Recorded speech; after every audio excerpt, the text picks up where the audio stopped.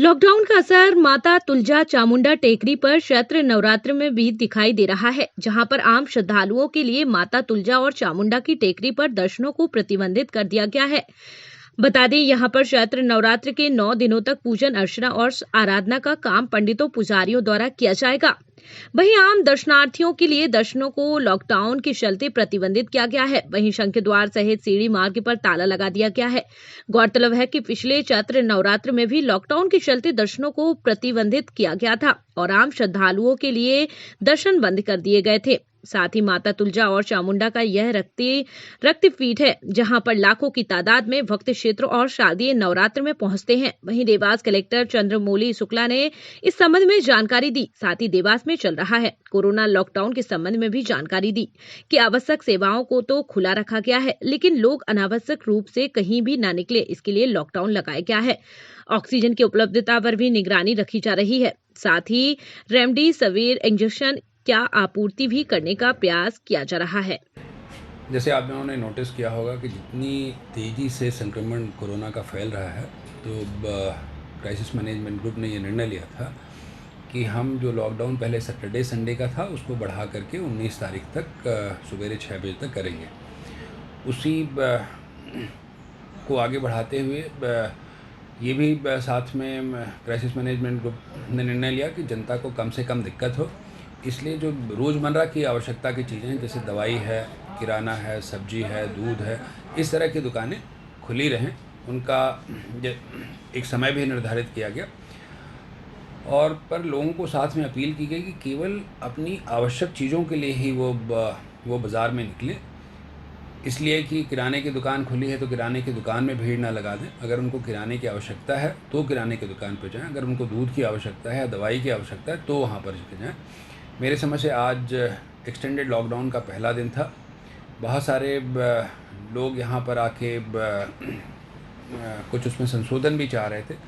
आज से जैसे मैंने जितने भी पत्रकार साथी हैं उनको भी अलग से अनुमति जारी की है।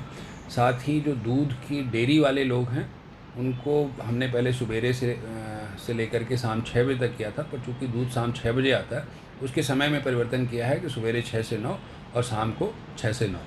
तो मेरे समझ से ये देखते हुए कि ये सारी चीज़ें चालू रहेंगी तो कोरोना में एक तरह का नियंत्रण भी होगा, लोगों को दैनिक रूप से कोई परेशानी नहीं होगी। व्यापार व्यवसाय चलता रहे, इसके लिए इम्पोर्टेंट था कि सारी इंडस्ट्रीज़ हमारी चालू रहें।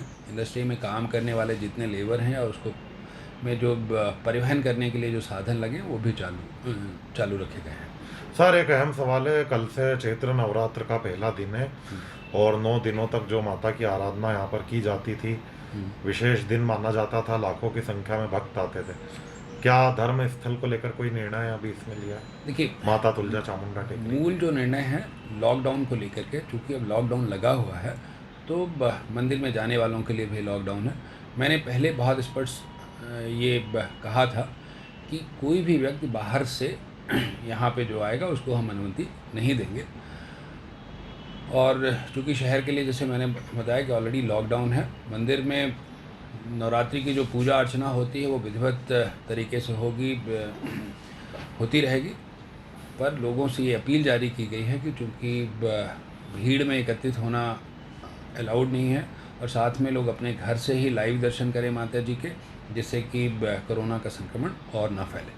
सर, एक और अहम सवाल है, अंतिम सवाल है हमारा, ऑक्सीजन की जो आपूर्ति है और जो रेमडेसिविर का जो संकट है आया था, तो ये किस हद तक अभी कम हुआ है और आगे इसकी क्या संभावना है? दोनों बड़े महत्वपूर्ण विषय हैं, केवल देवास के लिए नहीं बल्कि आसपास के सारे ज़िलों के लिए।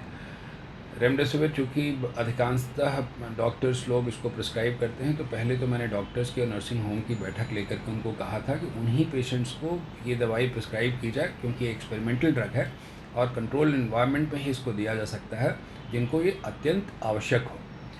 तो मेरे समझ से समय के साथ इसकी डिमांड कम होगी। अगर आपने देखा होगा, मध्य प्रदेश सरकार ने खुद अब ये दवाई खरीद करके जिलों को आवंटित करने का काम प्रारंभ किया है। मेरे समझ से जैसे ही आज जो 25,000 डोजेज़ आए हैं वो जिलों को मिलेंगे, तो ये जो कृत्रिम पहले कमी बनी हुई थी वो कमी पूरी हो जाएगी। ऑक्सीजन को लेकर? जहाँ तक ऑक्सीजन का विषय है, क्योंकि जैसे मरीजों की संख्या बढ़ती जा रही है, ऑक्सीजन का कंजम्पशन भी बढ़ता जा रहा है। मेरी और चूँकि पूरा का पूरा ऑक्सीजन देवास ज़िले में जो आता है, इंदौर से और पीथमपुर से आता है, हम लगातार वहाँ के जो अधिकारी हैं जो इसको देख रहे हैं, उनके संपर्क में रहते हैं। जो गाड़ियाँ हमारी जाती हैं, हम कोशिश करते हैं कि जल्दी से भर के वापस आ जाएं।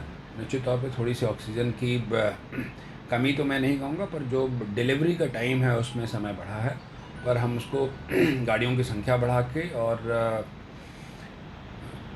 डिलीवरी को फास्ट करने की कोशिश हम कर रहे हैं।